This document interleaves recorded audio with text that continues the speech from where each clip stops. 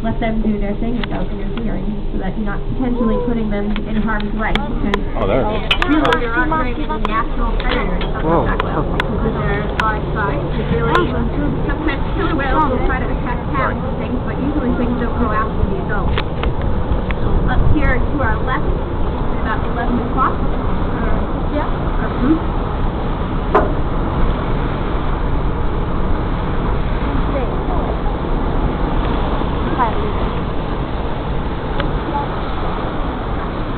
So again, this is our group that we were waiting for. All of them are up at the surface just off our left-hand side. So you want to look for that hump right in front of the dorsal fin. You know, talking about, again, these lighting, particularly if you have polarized sunglasses, you can pick up on their flippers really well below the surface, and they're coming right towards us here. Looks like they're turning. There's a great look there at the top of the head on that whale all the way out to the left. A little bit of a turn from that whale black. There's a great tail shot. A lot of black on that one, on the underside. Here comes the second whale. Big arch with a little roll, not a whole tail shot, but if you saw the right side of the tail as it went down, you noticed a lot of white. And I'm not sure where the third whale is.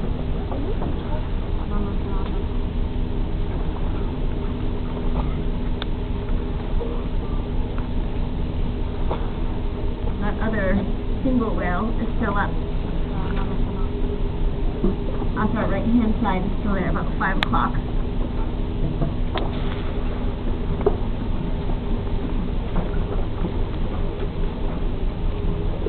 So the reason that I point out the markings on the underside of the whale's tail is for humpback whales it's really fun when you, of course, have one, but if you have more than one, they usually lift their tail before they go down on a deeper dive. There's 1, 2 of the whales right back up again. That was a nice short dive for us.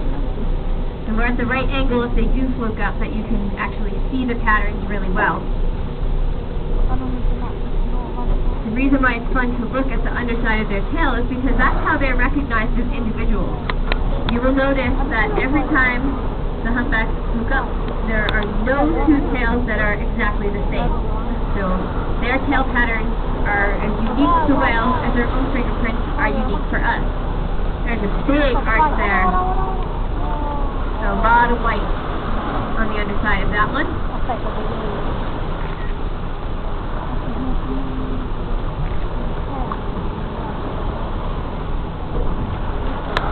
There's a good look again. You can see the flippers out on either side. Here comes a big, strong arch.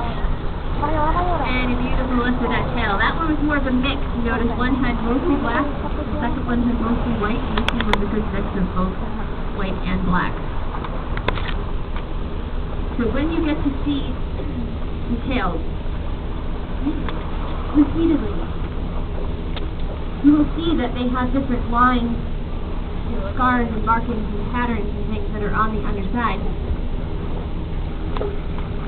Scientists first discovered that they could actually recognize these whales as individuals back in the middle of the 1970s. So it's been ever since then that scientists have been photographing the whales and keeping track to the left between 10 and 11, kind of right in line of where that boat is speeding over and it should slow down. There's a whale there as well.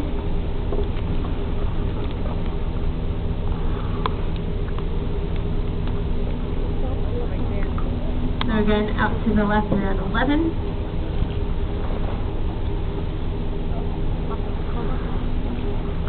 So the patterns that are on the underside of their tail are really just caused by skin pigmentation, and they can be completely black, completely white.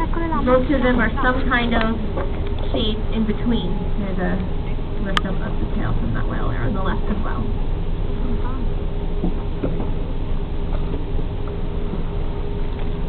Since scientists have been keeping track of these humpbacks, since the middle of the 1970s, there have been approximately 2,000 individual humpbacks that have been named in the Gulf of Maine.